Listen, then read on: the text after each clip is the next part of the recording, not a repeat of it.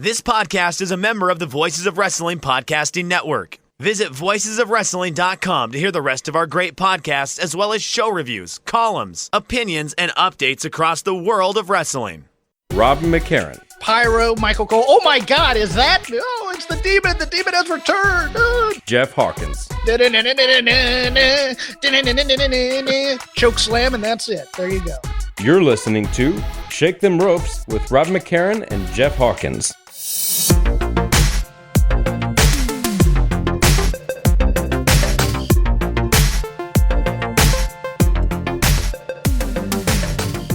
Hello, everybody. Welcome to Shake Them Ropes, episode 397. It is WrestleMania week. WrestleMania is finally here. WrestleMania 36. We have a very long wait to the show, and then in a span of 24 hours, a very little wait to the show, as it is 2 nights. Too big for one night, Jeff Hawkins. Jeff, how are you? How hyped are you for WrestleMania 36? Something about this is really, really weird, and I can't quite put my finger on it. They've never done 2-night ones before. I don't know what you could be referring to. Yeah. I gotta be honest. I'm not all that hyped. What? I'm not. What? Look, having been to a few WrestleManias now, they're just long and cumbersome, and this being 2 nights is going to make it somewhat easier, but it's going to be empty arena match wrestling, and I don't know, how are you taking to the empty arena matches? The matches are fine. They're the best part. It's weird. I mean, you're literally, and having trained to do this, not the actual wrestling part, but been at training sessions, like that's what it feels like when I'm watching this. Mm-hmm. I'm like, they're just in the ring. It's practice. It's training. You're going to have Randy Orton Edge. You're going to have the gimmick with Last Man Standing. You're going to have AJ Styles Undertaker. Those guys are going to have a much easier job than the Dolph Ziggler and Otis's of the world. But I don't know. I'm hyped for the WrestleMania part, just to see everyone in the ring actually doing work. The Raws and the SmackDowns have been terrible because you're not having these matches. It's, hours of promos and then a taped match. And unfortunately, I don't mind so much that they're doing the taped matches, the past WrestleMania main events, the past Royal Rumbles. I don't mind that much. But for me personally, like, I've seen all of them before. Like, I'm going to tune away for the half an hour because I've seen this match before. Like, I understand the idea, throw out some of the more, interesting matches of the last year. Doesn't do anything for me. Doesn't do anything for a lot of the audiences. They've probably seen those matches too. The Raw and SmackDown's terrible. I just want them to get in the ring, wrestle, which is why I'm actually somewhat intrigued by WrestleMania. And then I want to see, who walks away. This is still Drew McIntyre's big moment, Jeff. Lowest third hour ever for last night. Interesting in many ways. The shows are tiring. There's nothing to them because you're just getting to WrestleMania. Like, there's even less to these shows now. And the argument that people are starved for content, I don't think that's true. Like, I honestly, this weekend, because it's now the second or third weekend in a row where you're just staying inside, you're staying home, watching Netflix TV. I'm tired of watching TV. Like, I don't want to do it. And I don't know if there's other people out there, but I don't want to. What am I sitting in front of my TV to watch an hour and a half of Raw that's just promos for the actual big event when I can just wait till next week when I still have nothing to do and I can watch the big event? Well, let me posit something to you. And it's something I asked of Chris earlier. I don't know who Chris is. Yeah, some guy. This might be a generational thing, but see, to me, matches don't get guys over. Matches are fun to watch when you've built up to a feud and there's that boiling point and you can't wait to see it. And then I'm really stoked for these matches and it's great to see and other things like that. But like this week was the first week I thought they nailed it on the promo end, just talking to the camera, do something different for us, build these things as opposed to do the same show you always do, except in an empty performance center space where you're cutting the same kind of lame promos, where you're still doing the crowd work and things like that. I mean, I I loved the Edge promo. I loved the Heyman promo. I thought Undertaker didn't do too bad. I thought of all of those 4 promos that they showed on the TV, the only money one was Heyman. The others were story exposition stuff. It was mostly, back in this time, it was the monologue that some character in a movie gives versus I'm hyping you for a fight, which is what Heyman does so well. I would have liked to see them really do something different, but at the same time, like, it's WrestleMania season, their idea is to get this over. But I don't know why you just didn't do like a behind the scenes for all 3 hours. You can still show your past WrestleMania main event match to get Becky over, although that was weird. Talking as if she's standing out there for a half an hour watching that match just to continue her promo. Like, come on now. She probably was. Oh, that's right. Hey, Becky, go out there, commitment to the bit, because we got like a satellite feed that's watching us right now, and everybody will know if you're not watching your match. Go out there and watch your match on the Titantron for a half hour, then cut this promo. I thought they could have experimented and done, with one of these shows. It'll be this is the 6th Empty Arena show coming up now when you're just talking Raw and SmackDown, with SmackDown coming up at the end of the week. You got NXT. Do something a little bit different. You didn't have to relegate it to NXT. Just do it behind Becky Lynch could be in her dressing room or somewhere in the PC, just reminiscing about where she was and getting ready for WrestleMania. She doesn't have to get her whole getup on and come out to the ring area just because that's where the TV cameras are. That's how we've always done it. I mean, there's no outside the box thinking here. There wasn't. For, like, film companies. That's been my boy. I've been killing. This dead horse is now glue in terms of how much I've been hammering. This is a chance this is an opportunity to reshape the way you present wrestling, and nobody can do it. Let me ask you this. Not even reshape, though. How do you feel about AEW's presentation compared to WWE's? AEW's done a much better job, but even them, I wish they could have done something different. Mm-hmm. Now, these are all wishes. One, I will say, I'm glad all the shows are happening. Because for those who do want it, it's good to have. It's new stuff when there's not a lot of new stuff happening right now. So I'm glad they're doing the shows. I thank them all for doing the shows, and a lot of them are putting themselves at risk. I mean, you don't know who's going to have this virus, how it's going to affect you. So I mean, to WWE and to everyone that's performing on the show, thank you for doing it.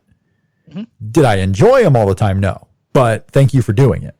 I don't think they needed to reshape the way they promote wrestling or they do their TV show, but it wouldn't have been, it's a perfect time to experiment and try, even if it was just 1 hour of an episode. It was the perfect time to try.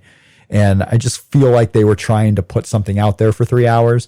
The promos were excellent, I thought. There could have been some things different. Paul Heyman was great. Now, correct me if I'm wrong. There was not a lot of Drew McIntyre the last 2 weeks of TV. There was last week. There was the "Hey, I'm Paul Heyman. Here's the story," and then it was another promo with "Hey, I'm Drew McIntyre." But that was about it. Yeah, there not a lot for the big babyface going after his title. If there's one wrestler, and we're talking, not talking about real world, and if we're just talking about WWE on TV performers, if there's one person you have to feel bad for. Like, to me, it's a no-brainer. It's Drew McIntyre. The way he worked himself back, the way he has been like this star in the making, and largely on his own here. I would have loved to see him, 60,000 people in the audience, get the big win over Brock Lesnar, when even Roman Reigns, I mean, for the last 6 years, no one has been allowed to get the big win over Brock Lesnar. And here it is, almost like a dream. Drew McIntyre is going to be the guy. Like, Drew McIntyre is going to be the guy to finally beat Brock Lesnar. We hope. We don't know this, but I hope he's going to finally be the guy to beat Brock Lesnar. And it's going to happen in front of nobody. It's going to be the least amount of people that have watched a WrestleMania since it started on the network. I don't know all the numbers. I'm guessing that first WrestleMania 30, was probably not huge because network just started, but hell, it just got 1 million viewers on ESPN. So this very well could be the least watched WrestleMania, in the network era, but I'm just bummed because I think there's three. Drew's I great. think there's 3 performers you really, really need to feel for this. I go season. big or go home. I pick one, Jeff Hawkins. but there's 3 that have really gotten that this was really going to be their coming out or their coming back party. You have Drew McIntyre. And let me ask you something. How do you feel about the countdown to the Claymore? Oh, I hate it. I mean, stop counting. Okay.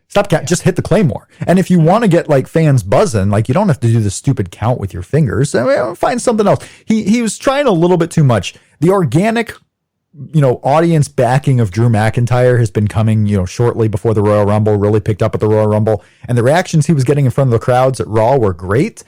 And then he started doing that counting, and it just takes you away from it. You don't need to count Drew McIntyre. You're doing just fine. Just hit the Claymore, stand there and let the audience get hyped for you. You don't have to lead them by counting.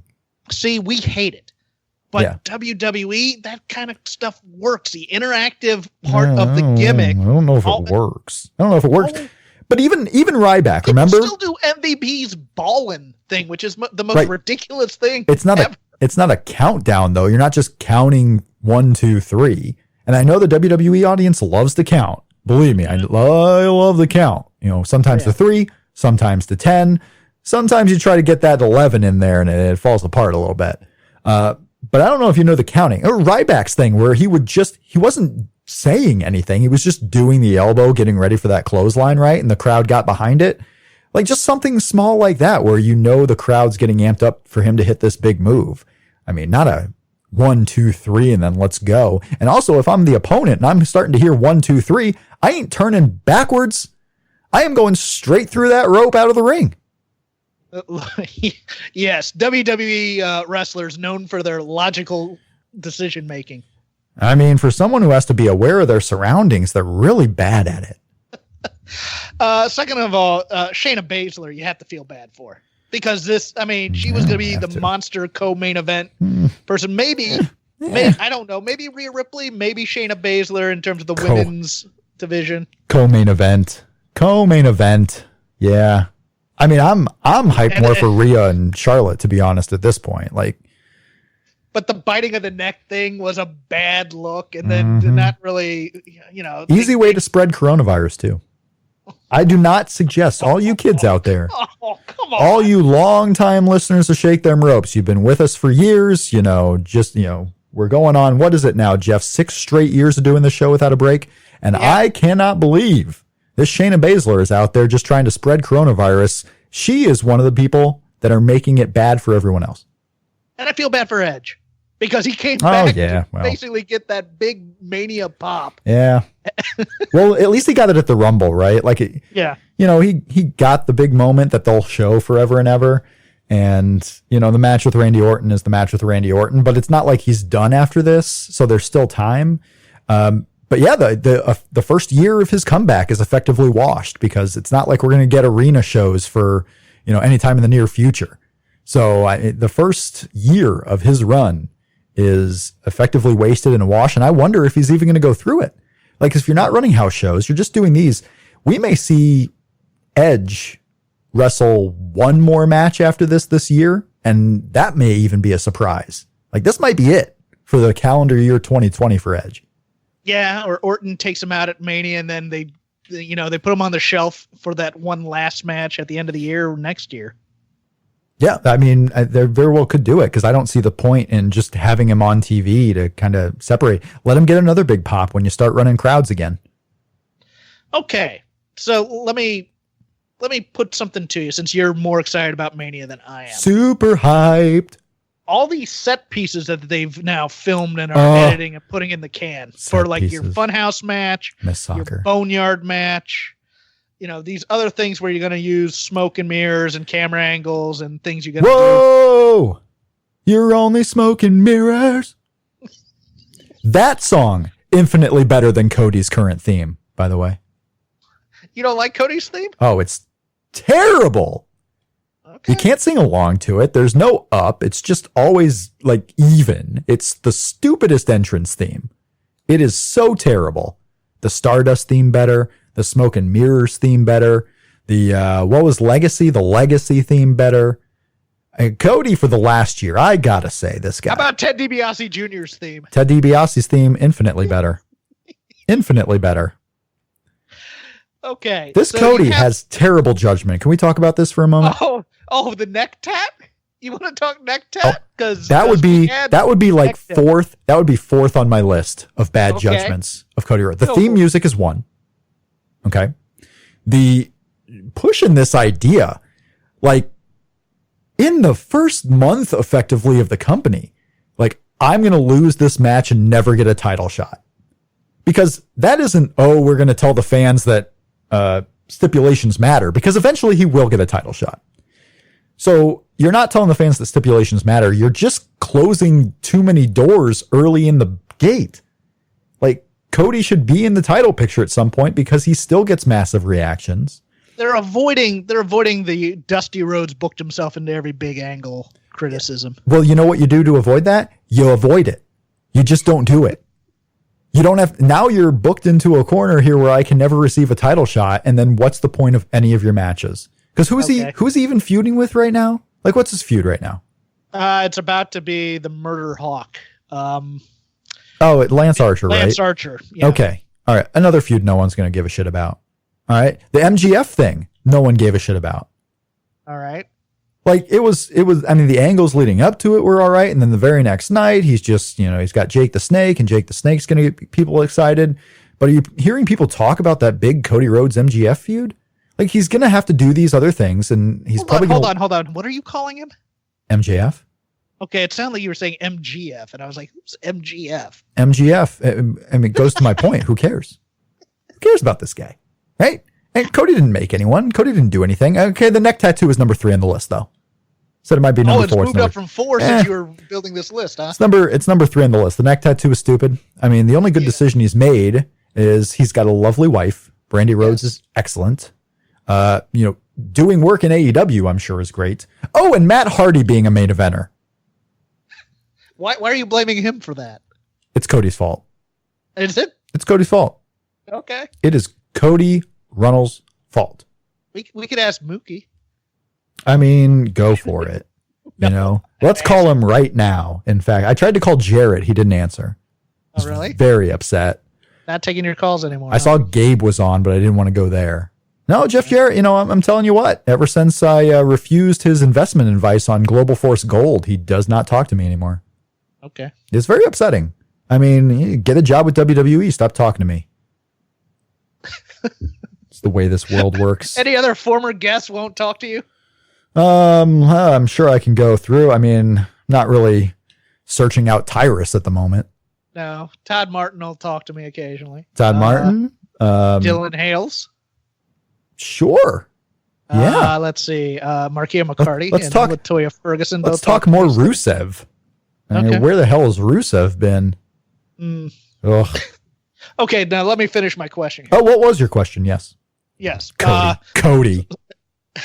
So for all these set pieces that we're getting Stupid from ass Mania, theme song, they're going back for whatever their takeover has now been canceled, which is the most disappointing part of all of this. And it's going to be airing whatever it is on Wednesday night after Mania, or 2 weeks from Wednesday. Poor takeover. But they're going to be doing the same thing with Gargano and Ciampa by renting out a warehouse space and just letting them go at it. Sure. Does that dampen your enthusiasm or maybe your enthusiasm's already dampened because we've seen this match. Well, that's why. Go for it. If there was ever a match you should just do in an empty warehouse, this one is it. It fits. These guys have had the classic matches one-on-one, and they've had the storyline going for the last 3 years. Let them go into an empty building and see who really wants it more at this point. Because you've done the things where you've ripped the ring aprons. You've already, ruined the in-ring. You've ruined the ring, literally. You use weapons to beat each other up. Just go into an empty building. Whoever walks out of that empty building is the winner, and it's settled and it's done. So if there was a match, this should be it. Okay. I was just wondering because to me it's like, God, we're gonna be watching all these Vince McMahon as Zelnick, David R.L. Whatever the hell his name was, famous producer from like the 50s or whatever. These big cinematic masterpieces where the Undertaker lifts a car over his head and crushes AJ Styles and whatnot, and then we're eventually gonna have to do that now with like Ciampa and Gargano on the quote unquote minor show. Hey kids out there. If you've been listening to this show for a while and wondered to yourself, I wonder which one of these two hosts is the oldest one. Well, the answer is the one that just brought up David Zelnick from the 50s. No, I'm a film buff. I know these things. You know, he did all the. I was thinking of. I was trying to think of some studio mogul, and I couldn't think one up off the top of my head. You know, I'm here for the arcane references. The audiences knows this too, Mr. McCarran. I am a film buff as well. I have seen not just the first, not just the second, but all three The Hangover movies. Your film taste might be worse than Sean Ross Sapp's. Yeah, that's not true. That'll never be true. Anywho, that would be a tall order, if I may say so myself. Have worse There's a guy taste. missing a payday. How bad is that? He was going to do something nice for charity, Mm-hmm. that all dried up. Do they do the Hall of Fame inductions? Do they tape them? Do they do a Hall of Fame, maybe SummerSlam? Do they just have everyone inducted next year like they're doing with the Boxing Hall of Fame? Like, when does Batista go in? When does the New World Order go in? Will some of these inductees set for this year end up not being inducted because they may not be available? Who's to say Batista may not go in for another 3 years now? Dude, they should just tape it and edit this because that's the longest, most boring show of the entire weekend. Have some of the WWE wrestlers around. Maybe make it a small little, they're at a table, a seated table event, and just give them, 10 minutes. Go out there. And if they really want longer in front of a crowd, just have them come out on a Raw one night. Maybe you could do like a week-long or a month-long event on Raw where you're going to have the Hall of Fame inductees come out and have TV time. You can do. Oh, I got it. We'll go back to the 5-minute clock. Ooh, for each yeah. inductee. And then, yes, your entire life's work. Sum up your thanks in 5 minutes. Okay. And we're going to play you off. Yes. Or do like Kane and Mr. T for a couple years ago. I like it. I think that's a good idea, and I think they should do it. WrestleMania has the time allotted for WrestleMania is being reported at 3:15 to 3:30. So 3 hours and 15 minutes to 3 hours and 30 minutes. Have you seen this? No, I haven't. So less than 4 hours. Each night at this moment has about 8 matches. Now, maybe they'll do some of the shorter matches on one night and maybe put some of the longer matches on the other night. I don't know. I know some of the main events have already been allotted what time and what night they're going to be on, but there's 16 matches announced. And maybe 1 or 2 might be added. I don't know who they would add with them because, you have Austin Theory on WrestleMania, so everyone's working this show. But there's 16 matches. There's one guy, Jeff Hawkins, who, let me double check here, is not announced for any match right now. And that's Braun Strowman. And Jeff, I think we know what Braun Strowman's doing at WrestleMania. Yeah. I still think each show's going to run over 4. Look at what happened at Met Stadium last year, where it started like 2 and ended after like 1 in the morning. But that's live. You're not doing these live, right? They've taped all these matches already. You're not doing Vince them live. But Vince is still going to want to do his 40 video packages, which whatever the theme to WrestleMania is, and we're going to have Gronk coming out and hosting and doing whatever wacky shenanigans Gronk does. I think they don't adhere to time no matter what because Vince gonna Vince. Vince is gonna Vince. Jeff, you ruined my incredibly great segue. I did, and I do that. But yes, Braun, we know what Braun's doing. He's Goldberging. He's winning the WWE Universal Heavyweight Championship of the world. You're gonna have a world where Braun Strowman. No, he's not. Oh, he's not? Goldberg is defeating him? Yes. Psh. Hold on. Okay. Are you assuming, one of the two are losing? Either Braun's losing or Drew McIntyre's losing. Oh, I thought you were about to tell me that either Braun's losing or either Goldberg's losing. These are the options. That's the deep analysis that people come to Shake Them Ropes for, Rob McCarran. Yeah. I heard on Shake Them Ropes the other day, Rob McCarran was talking that if Braun doesn't win, Goldberg might. What is Rob's obsession with Randy Orton and Tino Sabatelli? I don't get that. I've almost like, let's all hope that coronavirus doesn't take as long to get out of your system as Tino Sabatelli love, because it took me a while. But I think it's officially over. I thought you were going a different way. I thought you were going to say, let's hope it doesn't take as long as it takes Tino Sabatelli to get out of the NXT system. Tino Sabatelli stayed in my body for a long time, I'll tell you that. But it is finally, I'm getting over it. Okay. I think I'm officially over the Tino Sabatelli love. What level do you think he is after we watched Breaking Ground all those weeks? Is he in the advanced level? Oh, by now, I don't know, man. But I'll tell you what, like, you should bring Breaking Ground back for like 10 seasons, and Tino should just be that guy who hangs around the whole time. He's the Crash Davis of NXT. Like, I see these shows like The Bachelor, and they keep bringing the same people back and back. Like, they should bring Tino back. Oh, it's like MTV The Challenge, where you bring back all these sad people who are trying to become stars off of an image. Why not? Yeah, like The Miz. But I tell you, you want to know who helped me get over the Tino Sabatelli virus? Who? I got back full-fledged, again, 100% devotion back onto the Randy Orton bandwagon, because this guy has had a hell of a 3 months. If you were to guess, on average, how many days people in the U.S. have to wait to see a doctor, what would you say? Americans have to wait around 29 days to see a doctor in major U.S. cities. If you're dealing with a condition like erectile dysfunction, you want treatment as soon as possible.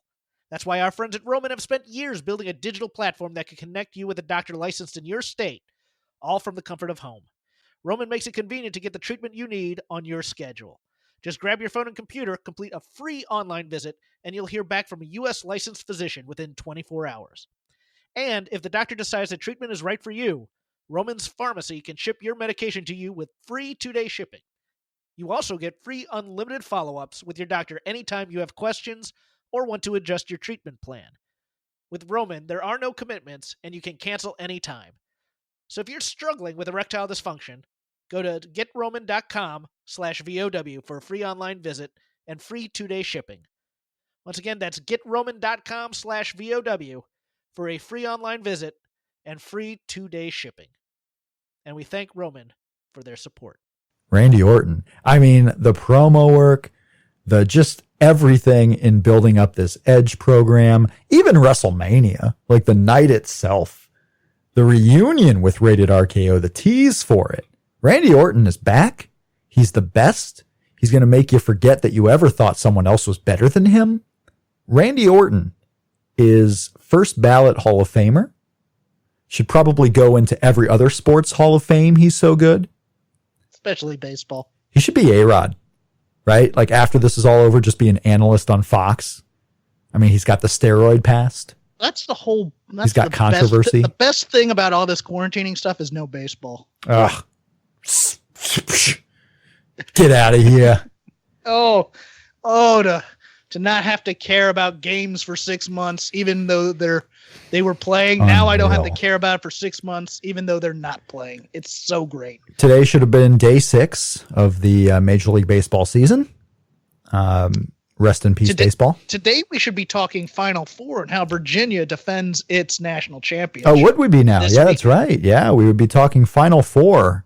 Yeah. You're reigning national champions for yet another year. Longest reign ever. The surprise run of the Indiana Hoosiers. One of those Indiana teams would have made a run, whether it be Butler or Purdue, or Indiana may not have even been in it, but one of those teams. They always make a run. Generational question. Question, and then we get back to my awesome Braun Strowman segue. Yes, because that was very, very well done. Very professional of you. Well, practice makes perfect. This is, the last 6 years of nonstop, constant weekly shows has led me to this point. Every week we hit this, never missing a week. Mm-hmm. And by the way, stay tuned for the NXT Top 5, but go ahead, Jeff. Yeah. Shake Them Ropes Theater, too. The Randy promo last week. The Randy promo. Oh, well, of course. I just got done telling you how great Randy Orton is. Of course you're going to like it. You have no choice. Let me finish the setup, okay. And then I will throw to you for your opinion. That's how radio works. Oh, my God. There were some in the wrestling commentariat who criticized this because not for the content of the promo, but for the flashbacks and the edits and things like that, and said that it took them out of the live sports feel of a professional wrestling show. Now, for me, I don't care about that as much as other people who Nitro and Raw were their wrestling youth. How do you feel about that? I feel that Randy Orton's the best. I miss Nitro versus Raw. I literally just watched the rise and fall of WCW the other day, because before my WWE Network sub runs out, I am watching some of the older documentaries on there while I can. Because let's face it, after this WrestleMania gimmick, I don't need WWE Network for a while until they start running in arenas. Because it's just going to be the same old thing. And I really don't feel like they're going to build anyone because they don't need to. Because they're not selling merch. They're not promoting in-arena shows, whether it be TV or house shows or pay-per-views. So my network sub is about to come up. But I do miss the days. Randy Orton's been excellent. Edge has been pretty good. I still haven't gotten back into the vibe of watching Edge. Like, I was kind of over it when he retired. Like, he retired to me at the perfect point. Because it was just going to be another 6 years of people hating that Edge is still a top main eventer when there's other younger guys out there. Like, he's one of those where he's a legend because his time ended too soon. And now that it's back, I haven't quite gotten back into the vibe. I'd feel that way about Shawn Michaels, I feel. Like, if Shawn Michaels just decided they came back and have a major run, like, cool, it'd be cool that for that first match. But what, is he going to wrestle Shelton Benjamin again on SmackDown and, like, I'm supposed to care about it? So you think if Edge continues, he peters out like Christian? I don't, not to the level of a Christian. And I wouldn't even say, or Vince basically cools him off like a Christian or even a Shelton Benjamin in some respect. And maybe, do you think Edge goes somewhere else? No. Okay. No, clearly not going somewhere else. I would relate it more to Chris Jericho's third time around. Okay. So I think that's solid. Yeah, if you reinvent yourself a little bit, but Edge hasn't reinvented himself at all. He's the same Edge that he was. So maybe if he goes more grizzled veteran, because he certainly looks the part, and maybe doesn't win all the matches, and maybe loses a surprise here and there, like this is a grizzled old veteran who's lost a step, and they build up a big match against someone where, like, who's the big young guy right now? Maybe a Drew McIntyre. He should be the Foley to the other guy's Edge. He could. I tell you what. I mean, eventually you're going to have to turn Drew McIntyre heel again. I feel like this is the way it's going to go, because once you get the big Brock moment, like, he can become the next big, like, heel guy and keep the title for a long period of time. And if you want to do grizzled Edge, who wins some, loses some, but he's got one more push there, maybe he wins the next Royal Rumble, and you got Edge and Drew McIntyre in the main event, like, you could build something like that without having Edge win every match. Like, I'm really looking forward to see what Edge does. I'm just not in that vibe yet because you don't know. But the Randy Orton and Edge stuff, I mean, if you're going to do this match right now, now's the time to do it, because you do this a year down the road, I don't think it has the same effect.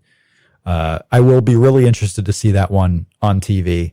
And I think it has all the breaks that some of the other regular singles matches don't. I mean, you do a last man standing, you literally could go backstage at the PC. You could see areas of that building that you don't normally see, and that might be a cool little aspect. You could see Randy Orton dropping weights on Edge and crushing his sternum. You know how Vince McMahon loves a good crushed sternum. He's decimated him. He's decimating Edge. Edge won't be able to go home to his family. They won't recognize him when he heads home. And then Edge will hit a spear and win, and it'll be all great. How great is Asuka? Asuka is the best. The best. She maybe she's been the best thing about the empty arena shows. Like, I don't know if that's a high bar, but she might be the best thing about these empty arena shows. She's just the greatest. I want her on commentary every week. I want her on commentary in empty arena shows every week, and having people have to wrestle while listening to her on her nonsense. Try and stop them laughing. I would fully go for, you have a 3-hour Raw, right? Maybe you do it on a 2-hour SmackDown. Maybe you do it on Fox. It would be novel, and maybe it would wear thin, but you have a 3-person announce team. You let Asuka be the third person, and she just chimes in Japanese every once in a while, but play it off straight. Like, play it off like not crazy Japanese language. Well, yeah, don't play it off like just let her do her thing and you play it off straight. And Tom Phillips and Michael Cole could play it off straight and just let her do her thing. Maybe during women's matches, because I think a 2-hour whole show with Asuka on commentary would be a little rough, but you're insane. I want to pay the WWE network money to give me an Asuka only channel. Okay. I mean, do you want, let's say here, like an Asuka interview with Stone Cold where he's just asking her serious questions and she answers seriously in Japanese and there's no subtitles?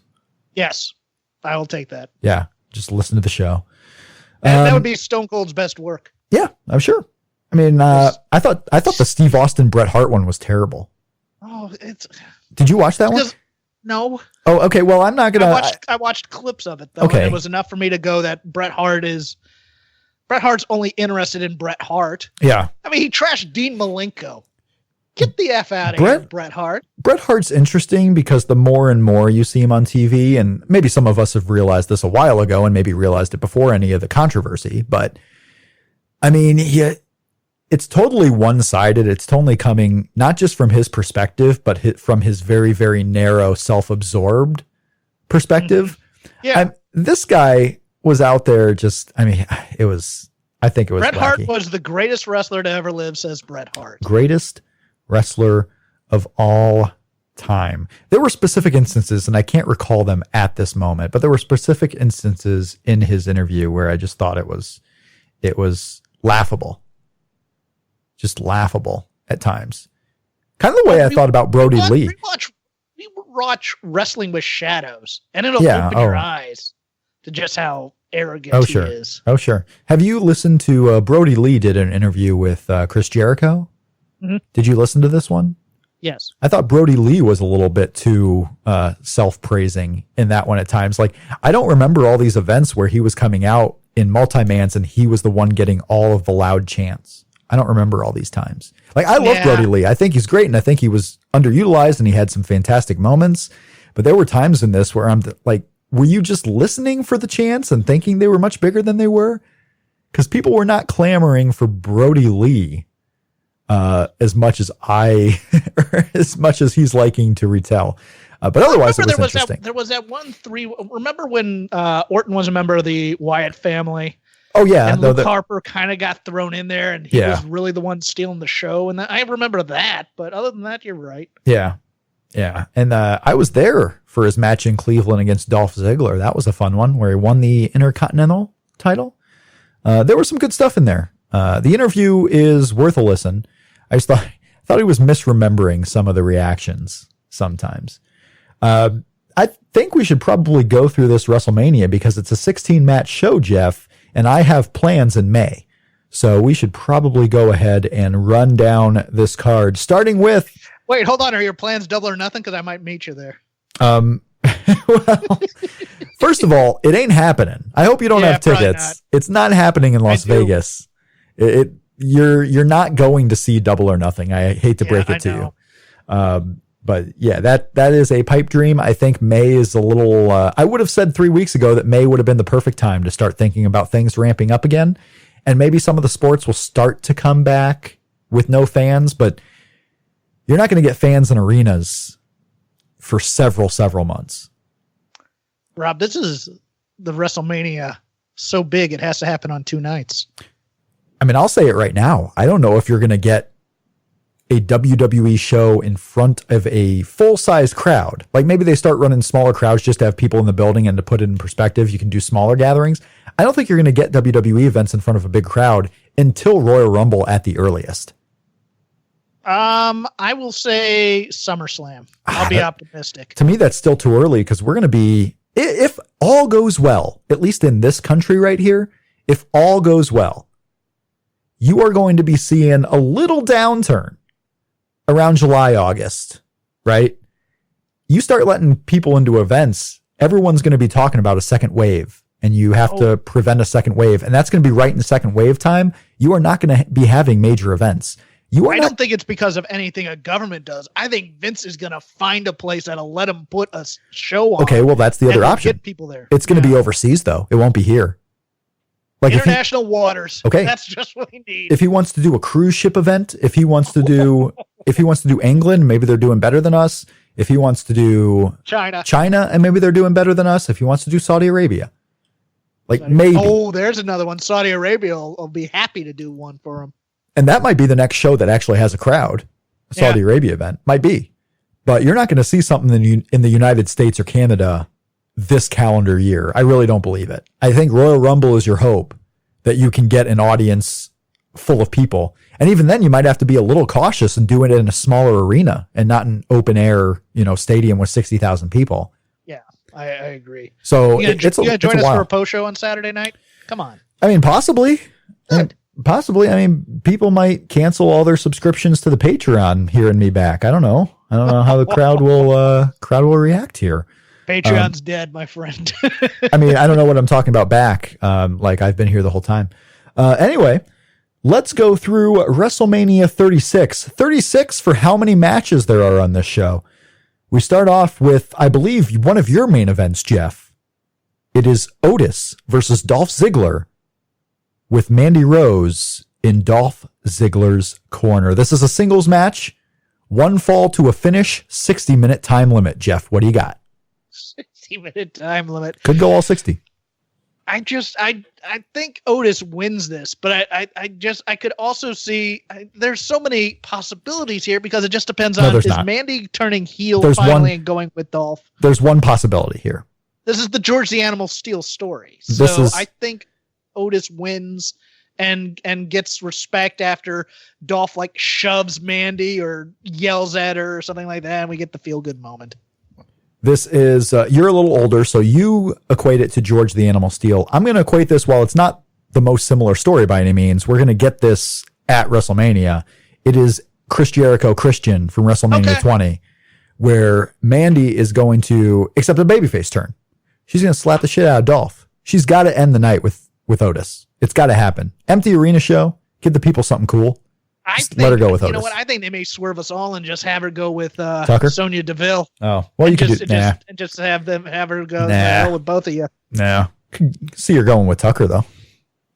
That would be the best. That would be the best swerve right there. Look how nice Tucker was to her friend. I really like him, and just screwing everybody on this whole deal. Yep. So there you have it. If she goes with Tucker, I called it. If she doesn't, it doesn't matter. I was just throwing it out there. It's not for real. Tucker could go with Oates. Well, I mean, I would hope. Geez. Vince loves breaking up tag teams, but this is the 21st century, my friend. Okay.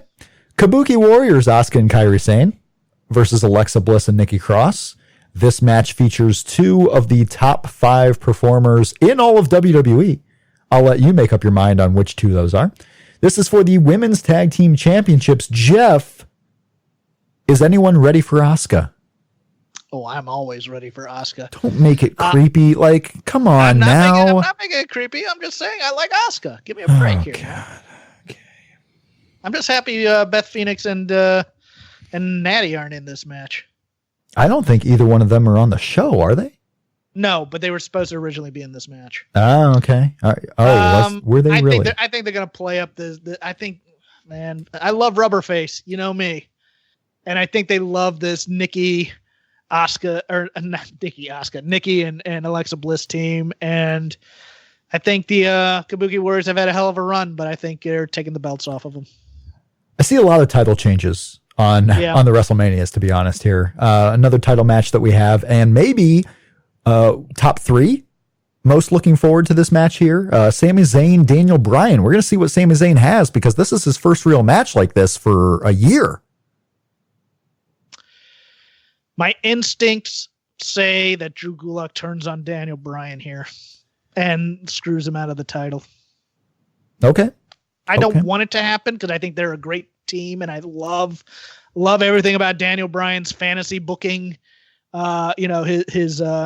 His federation for the first hour of SmackDown, but I know Vince, and Vince likes breaking things up quick.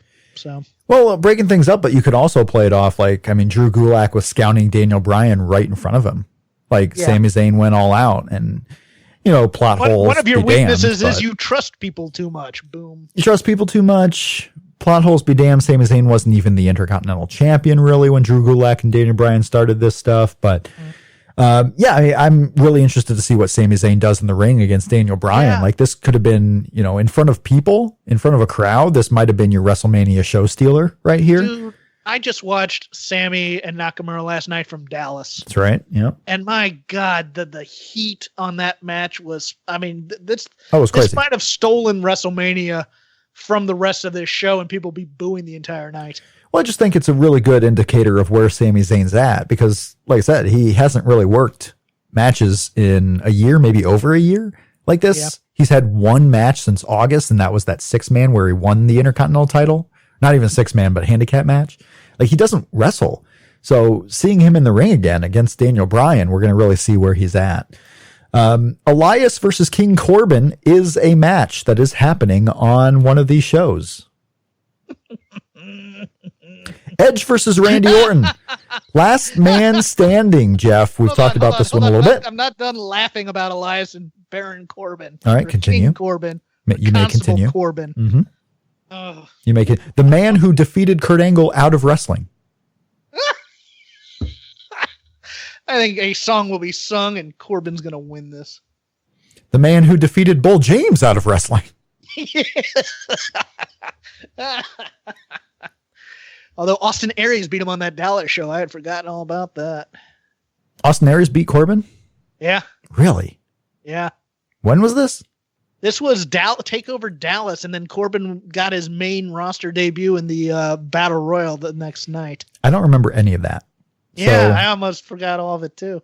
So it didn't happen. Edge versus Randy Orton is a last man standing match. Edge has been great. Randy Orton's been great. We're going to see what Edge can do in a full-fledged match. Although what he did at the Royal Rumble, he did a lot more than I was expecting a guy coming in after a 6 or 7 or 8 year absence to do in a match. He was even taking bumps. So we got Edge, Randy Orton.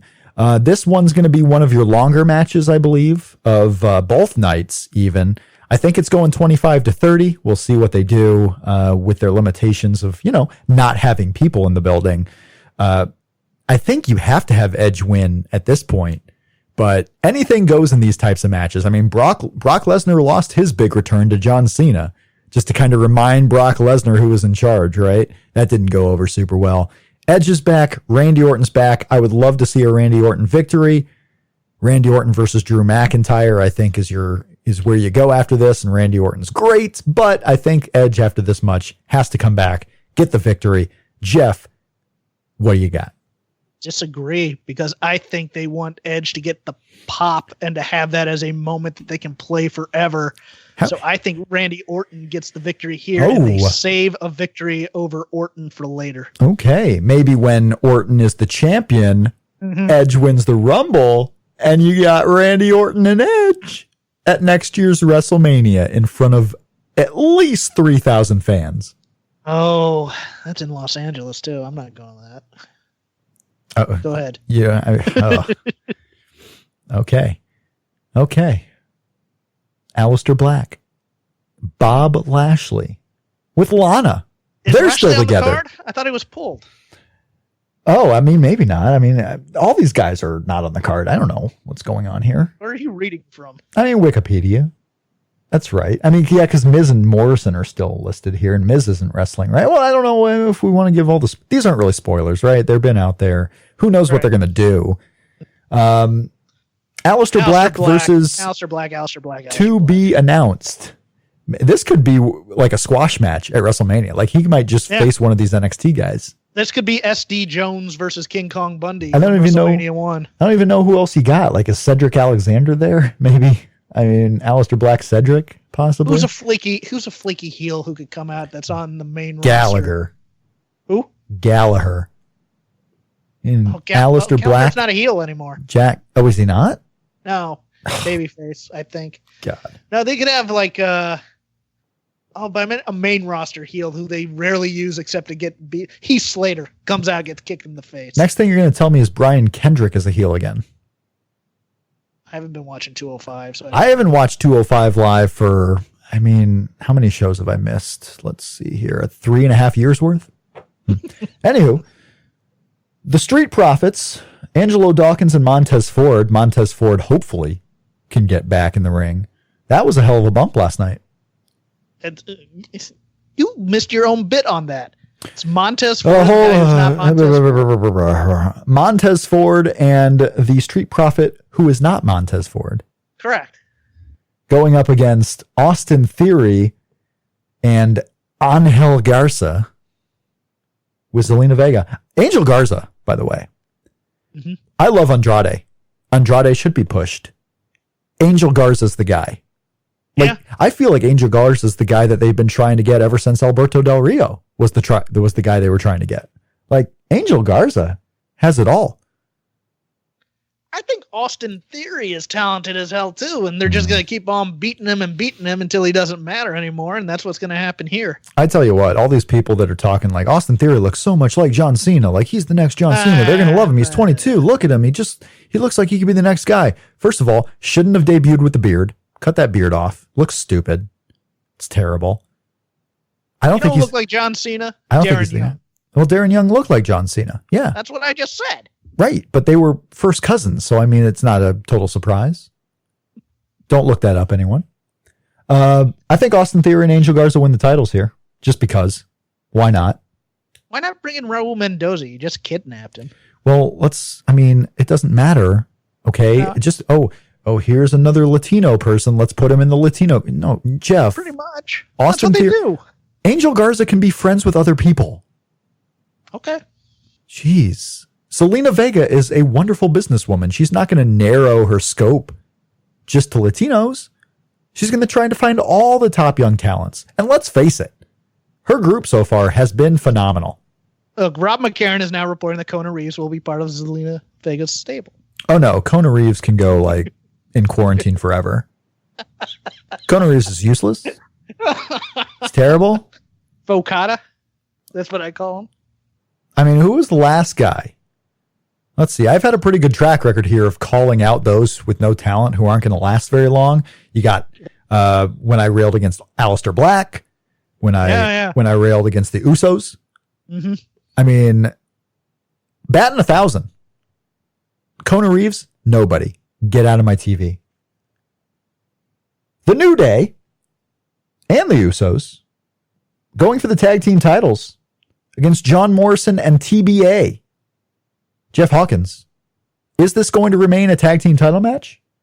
Or could we possibly see a singles match, maybe a three-way against these, with some combination of wrestlers?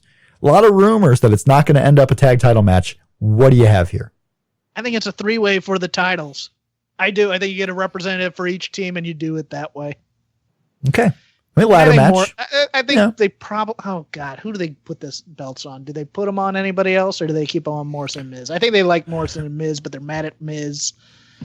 They're mad at Miz. They can't be mad at Miz. They can't be mad at the guys who can't work because they're sick. They can't be. You can't do that. I will tell you, it will. They're mad at Miz for trying to work when he was sick. Oh well, okay. That you can be mad at for that. Yeah, that's why Roman's not wrestling. Spoiler alert. Roman is not wrestling? Impossible. We'll get to that in a moment. Okay. So yeah, triple threat ladder match. Who you got for the Usos? Jimmy J? I don't know if it matters. The J. Okay, J. Kofi Kingston and Morrison. I mean, that would be a heck of a match, I think. Heck of a match. And then we kind of get into a run of, well, let's do the 5-way elimination match. Then we get into a run of a ton of singles matches, like a record of singles matches in this day and age at WrestleMania. You have Bayley defending the title against Naomi, Sasha Banks, Tamina, and Lacey Evans. Hold on. You're not listening to the show. We do not refer to her as Bayley anymore. We refer to her as Aunt Pam. Oh. Why would I listen back to my own show that I'm constantly on? For audio quality. Oh, okay. Anywho, Aunt Pam defending the belt against Lacey Evans, Naomi, Sasha Banks, and Tamina.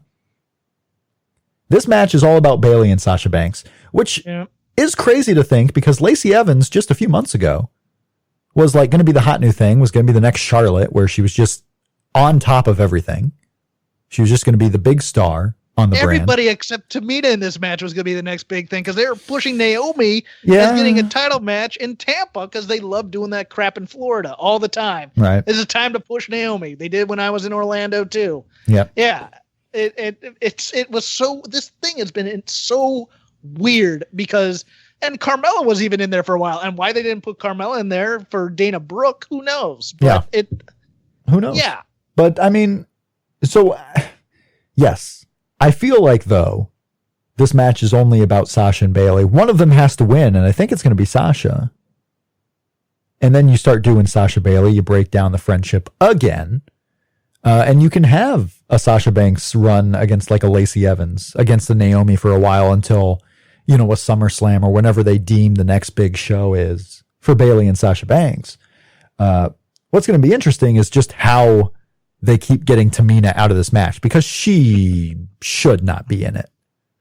Let me throw it another way. I think they have Sasha screw Bayley in some way, or Bayley screws Sasha and stuff, and then Lacey Evans ends up the champ, and then they're chasing her. And I should be the one facing Lacey. No, I should be the one facing Lacey for a while until there's the full-fledged turn. Okay. There's going to be stories after this, that's for sure. Watch out what happens with Aunt Pam and Sasha Banks. Their sassy friend, Sasha. Yep. Mm-hmm. Kevin Owens, Seth Rollins. Kevin Owens was a hell of a promo on Monday Night Raw. It's like one of those where it could easily go awry when you're just by yourself in the ring with a camera guy, like NXT practice promo. But Kevin Owens thrives at just being able to talk and going out there. And the fact that it was taped, so you could literally you have no worries. Just go and say what you need to say. And it was phenomenal. It made sense in the context of the fact that Seth Rollins was just in that ring and walked to the back. Like he's talking in the camera because he knows Seth will see it at some point. And I thought it was great. I thought Seth Rollins has been really good. Seth Rollins, Kevin Owens. And while the storyline is all about Kevin Owens having that WrestleMania moment, like this is an excellent shot to do just that. I love this match. It'd be great if I hadn't seen these two in the ring every week for the past 8-10 weeks. And they had actually built this as a blood feud, but they didn't. It was just having matches with some combination of, the Viking Warriors or whatever their name is. I forgot their Viking Raiders, the War Machine, whatever you want to call them. Yeah. War Raiders. Thank you. All of the things. I'm forgetting names of late. I'm so weird. You say that though, but at the same time, like if I'm a pro wrestler and I have a blood feud against someone, wouldn't I want to be in the ring with them as much as I could just to get my hands on them? So there are some times where I think that works. And granted, it was all 6-mans. Like it was all multi-man matches. It wasn't just Kevin Owens versus Seth Rollins. Like he was taking every chance he could to get his hands on Seth Rollins. Sometimes that's okay. Sometimes in your world, like you want to be in the ring with the guy. Like I don't want to wait till WrestleMania and not be able to get this guy. But I want the violence to escalate and him to continue to get even angrier and angrier until it builds to this one-on-one. Well, and it just never did. It was him eating popcorn and other dumb things like that. But I'm stoked for this match. I'm stoked for this match. I know. Rob McCarran. Right. It is going to escalate though, because this is WWE's first ever AR-15 match. So someone is really getting got. AR-15. Where did that come from, or did I miss something? First ever, shoot the other guy in the ring match. I don't know. Oh dear Lord! And it segues perfectly into the Boneyard match because the loser of Rollins Owens. Did you pick a winner? Who's winning? Kevin Owens. I'll go with Owens as well. Okay. Although I can very well see Seth Rollins winning this match because he's the guy with the group. He's the guy with the momentum going forward. Hates fat people. Yeah. Yeah. But I can see Kevin Owens winning. Maybe Samoa Joe comes back in some form or fashion and takes out the rest of them. Out Kevin Owens after all this. Oh, what a swerve. Well, that would be if this were still happening in Tampa and you had Monday Night Raw the next night, like you would have Samoa Joe come down to get his revenge on the Messiah group, right? And then the next night, Kevin Owens is celebrating his win. Maybe he has a big moment. And that's when Samoa Joe turns heel like, okay, we got done fighting the Messiah group. Now it's me versus you. You never called me when I was out. What's your problem? Right. You never said hi. I mean, AJ said hi. Daniel said hi. Where's Kevin Owens at? Undertaker, AJ Styles, Boneyard match. I do like the fact that they've done a little bit differently with Undertaker, where he's been like regular Undertaker guy. Almost biker taker. Yeah. I mean, regular Taker. That's what I'm talking about. Like, he hasn't been rest in peace guy with that. I kind of liked MMA. Absolutely. MMA Taker was a bit much. Biker Taker I always kind of dug. Yeah, because you felt like it was just him. Mhm. Like he was done with all the bullshit. He was just going to go there, beat you up. Lightning, smoke. Right. Over under 10, how long does Undertaker's entrance last? Well, I don't think they have one. Okay. I think they're starting this match in the Boneyard. Just one guy comes in, and it's fight time. Like, I see this being a 15-minute match that takes an 18-minute segment. Like, that's it. He says he's bringing friends to counteract the club. Does he, or is this like the Lake of Reincarnation on the Hardy compound where you get different Undertaker? Oh, no. No, 100% I expect Kane and Big Show involved. 100%. Oh, okay. 100% I expect Kane and Big Show. It's WrestleMania, after all. And it would have been a great moment if it was happening. Hey, maybe you bring in Farouk and Bradshaw as the acolytes. That's what I was thinking. I was thinking because of JBL going into the Hall of Fame, he Yeah. gets one last. Yeah. I could see the acolytes. Like, this would have been the Sting and Triple H match of this year's WrestleMania, where it wasn't so much about the guys in the ring, but it was about, like, what other fun and games you have going on. Sid and Dan Spivey come down. We have the Skyscrapers reunion Well, I've always wanted. You know how hyped I'd be if Sid shows up? Mhm. Like, I would stop wrestling. I would stop watching the show at that moment, just keep rewatching that match, and then maybe get to the rest of it at some point. But there's too much on the show. It's too big for one night. Well worth the $59.99 that you can get it for on the Fox Sports app. We move along here to... God, really? That's how much they're selling it for on the Fox Sports app. You're a sucker. Pay the $10 and get it on the net. Yeah, I don't get it. Like, I understand if it was regular pay-per-view and regular TV. Like, I can understand pay-per-view charging $60. Like, if you have the Fox Sports app and capability to get the Fox Sports app... per night, or is that for both nights? It has to be for both nights. Yeah, it's for both nights. You get access to both nights. But if you're paying $59.99 and you have access to Fox Sports app, you have access to WWE Network. You just do. Exactly. So what the hell? But good for them if they get any money for that. Becky Lynch, Shayna Baszler, singles match for the Raw Women's Championship. Jeff, this could be the making of Shayna Baszler. It could be. And there are a lot of, Ronda could come back for a cameo here. I don't see it. I think they've lost faith in Shayna, and I think they give the win to Becky. You think Shayna maybe they don't feel is the right fit on like a Raw or SmackDown? Like, she was perfect for NXT. She could do different types of matches with the workers of the group. And granted, you have some workers on the Raw and SmackDown side, but I think they screwed up the debut, and then they decided that the backlash was so negative that was Shayna's fault. Well, they screwed up the debut because you should have just had her show up the Monday after Royal Rumble. Like, they didn't put me in the Royal Rumble, but I'm coming for you now. And, like, I don't need a Royal Rumble win to know I'm the right person to take this belt off you, whatever, blah, blah, blah. But you debut her in the Rumble. I think they were trying to make her a vampire, too. Yeah. Well, you can't. That was a terrible move, just the biting. That was dumb. You just don't bite. She's a professional fighter. She's not a professional pit bull, Yeah. But the match itself, like, Becky Lynch has had this super long run. She's been the champion literally for a year at this point. Let Shayna Baszler take it and see if Becky can get it back. This is the way you continue the program, because otherwise I don't see how you continue it if Shayna Baszler loses here. She just either goes back to NXT or she's just another one of the girls on Raw. Yeah, I'm not confident on that pick. Let's put it that way. I think somehow Ronda Rousey is involved in this, and maybe Shayna wins, and then eventually I think Shayna and Ronda become Bayley and Sasha of Raw. If it were happening in Tampa in the big arena, I think you might have gotten Ronda back. Like, I don't think you bring in Ronda for this, and I don't think if you're Ronda, you really need to be a part of this. Okay. Like, the only reason she does it is because it's her friend. I'm going to now say Shayna somehow. I don't know why. Well, just because I'm an excellent orator, and I just convinced you to pick Shayna Baszler.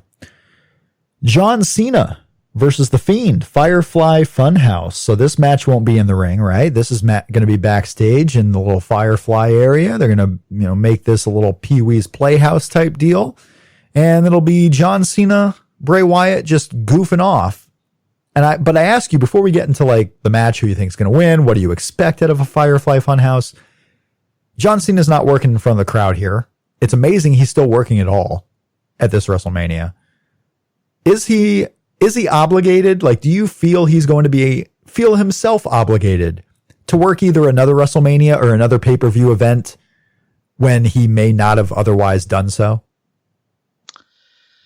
I think he was working this originally as a tie-in to the Fast and Furious movie he was going to be in, but he's not top lining it, but he's very, very high up on that cast list. And this is going to be his kind of Rock says goodbye to WWE to go to the movies permanently. I think there's one more left in him because of all this coronavirus stuff. Mm-hmm. So I think he wins this, and they keep him for that one last match before he becomes a movie star. He's got to do at least one more. Like, he's got to have one in front of the people. Maybe before the Suicide Squad comes out.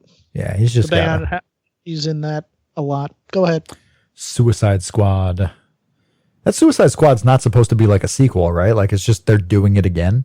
It's kind of a reboot, reimagining thing. It's just setting the table. It's not a straight sequel, but it's going to be like, oh, it's another issue or another creative team have come in. It's going to be a lot like, here's my comic nerdum, because I'm, as listeners of the show know, I pitched a Suicide Squad movie at one point. I think there's going to be like Keith Giffen's Suicide Squad, where it's played for black comedy versus seriousness, where it's like, oh, here's all these characters, and we're going to kill half of them in the first 5 minutes. And boy, because it's called Suicide Squad. Huh. Yeah. Huh. It's going to be less David Ayer, and it's going to be more tongue-in-cheek. Okay. You know what they should make it more of is those Marvel movies, because those are good. Well, James Gunn is directing it, so yes. Yes, so let's make it more of that. But anywho, what do you expect a Firefly Funhouse to be? Like, is it really just going to be 10 minutes of them, wrestling over goofy couches and playing with puppets? Yes, that's exactly what I think it's going to be. It's going to be children's television show for half of a match, and then they decide, oh, now you're going into the Fiend's lair. Ooh. And maybe Bray turns into the Fiend at some point and becomes this evil clown house with giant mallets and crap like he did for the Seth Rollins match. So they are going to do those effects, right? Like, it's going to be Bray at some point, yes, and it's going to be Fiend at some point, and at some point it's going to be Bray and the Fiend. Oh, they love doing this with Bray. You remember the maggots on the canvas? Oh, yeah. How could I forget? I was live for that, and I hated it. Every night in my dreams, I'm just maggots here, maggots there. Oh yeah, this is gonna be Vince's greatest achievement in terms of artistry on film, I think, to him. I hope Abyss plays the fake Fiend. That one, oh man, I'd take that, sure. Eric Rowan will probably be involved somehow. Oh, that's right. Another guy who doesn't have a match on this show. Like, all the build for him squashing dudes, and you can't even get on this card when Austin Theory is on the show. They killed his giant spider. He's in mourning. John Morrison is on the show. Drew Gulak is in a prominent part of the show. Otis, you're Eric Rowan, where you were actually given TV time weekly for the last 5 months, and you can't get on this show. He might play Luke Harper in this sketch too. Sure, if they want to go that right. They could also just have Eric Rowan stand in the ring and do another Rock squash. Like, Rock shows up. They could do it. I think John Cena wins. Who do you think wins? I believe John Cena wins the Fiend match. Having him lose to Goldberg just ruined the Fiend to me. Yeah, I think they're over with the Fiend. If this were actually happening in Tampa, I could have easily seen the Fiend winning, like if they wanted to give him a reboot. But nah, you just give the people who are all stuck at home, a John Cena victory. They'll forget about it. Like, people will forget about anything Bray Wyatt. In a way, he's kind of like Kane. He's kind of like Undertaker. Like, he doesn't have to win every match. It's still about the gimmick. So we'll see. But I think John Cena takes it. We have Rhea Ripley and Charlotte Flair for the NXT Women's Championship. Is Charlotte Flair moving to Wednesdays? No.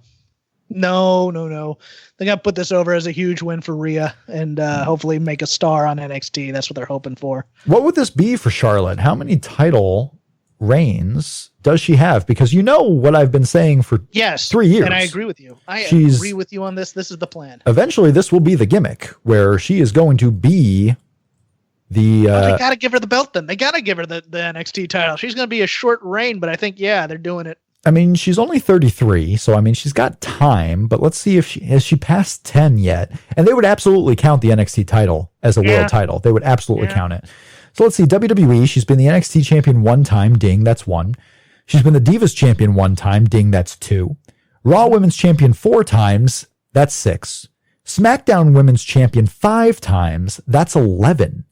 She is already an 11-time champion. And what does she got to get to? 16? 16. Boom. I don't know if you have to give it here, but this gets her that much closer to where WrestleMania 2 years down the road, 3 years down the road, you can do that big match with Ric Flair by her side where she's going for title championship number 17. Heck, even make it the main event of WrestleMania again.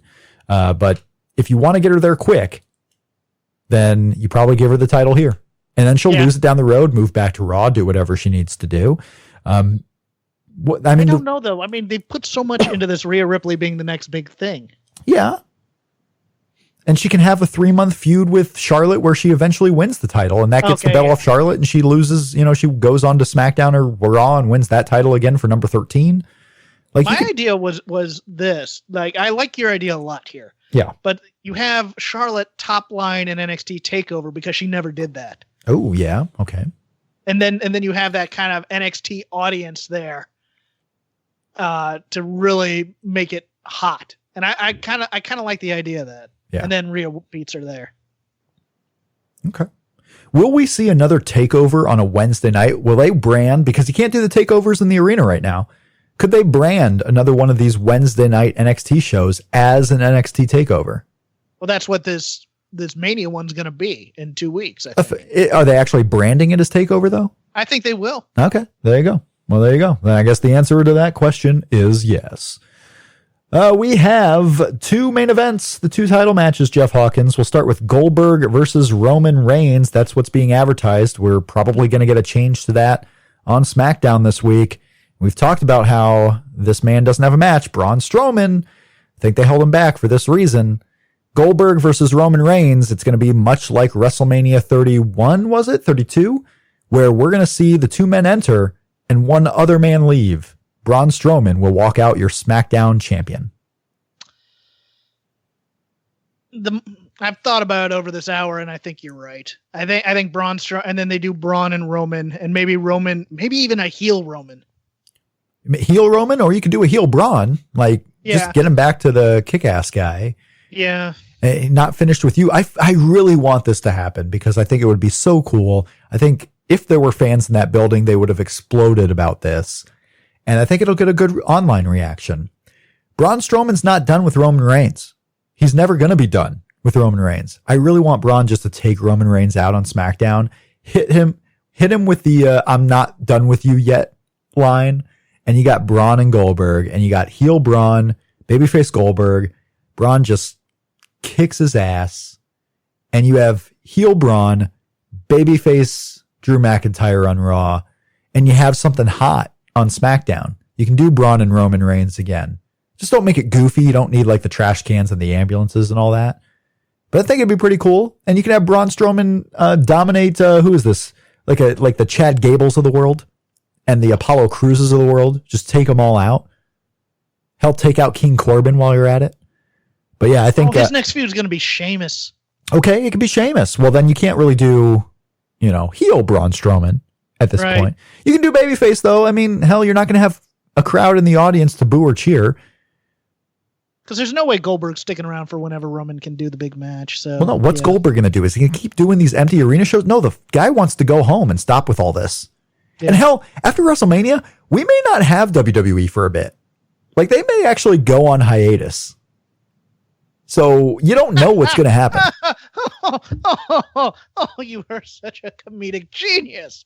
I'm telling you, though, I don't think it's that far-fetched as Florida gets worse and doesn't do anything about it. Florida's one of those states where you have states that don't have that many cases, which is the time you should be doing these stay-at-home orders. If you've waited for cases to finally say stay at home, you've waited too long. But Florida's got cases. They got people congregating all over the place in churches and beaches and all over the state. And they're doing nothing right now. Eventually, they're just going to shut shit down because they have to. Right. And where are you going to tape your shows? At UFC's gym in Las Vegas? You go to other countries to tape these shows. I don't think you're going to have Goldberg, so I think he loses here for that reason. I don't know if you're going to have that many shows. So you can worry about who's the babyface, who's the heel in 4 weeks when you have to put shows on again. You don't have to do it right now. I say you just have Braun take Roman Reigns out. That explains Roman's absence. You have Braun win the championship because that's a believable guy to beat Goldberg. I mean, come on. So yeah, Braun loses or wins the title, and his next feud is TBA. Okay, I'm down with that. I'm fine. I'm fine with your explanation. The main event. I just have my doubts because I know what you're going to pick on this next one. I think. Stop. Well, I've said it 18 times throughout the show. Drew McIntyre is winning the championship. You can take his. He's not if Braun's winning. He's not. He is. He is. Brock Lesnar's losing, and I think you're not going to see Brock Lesnar for a while either. I think Brock Lesnar's out. What is he going to come back for? He's not coming back for all these shows with no audience. You're exactly right. I keep forgetting about this empty arena stuff all the time. I just think about what's best for business. And yeah, he's not going to put up with this. And they're going to have to rebuild stories and things of that nature. So yeah, you're right. Can you say that again? You're right. Rob McCarran is factually correct.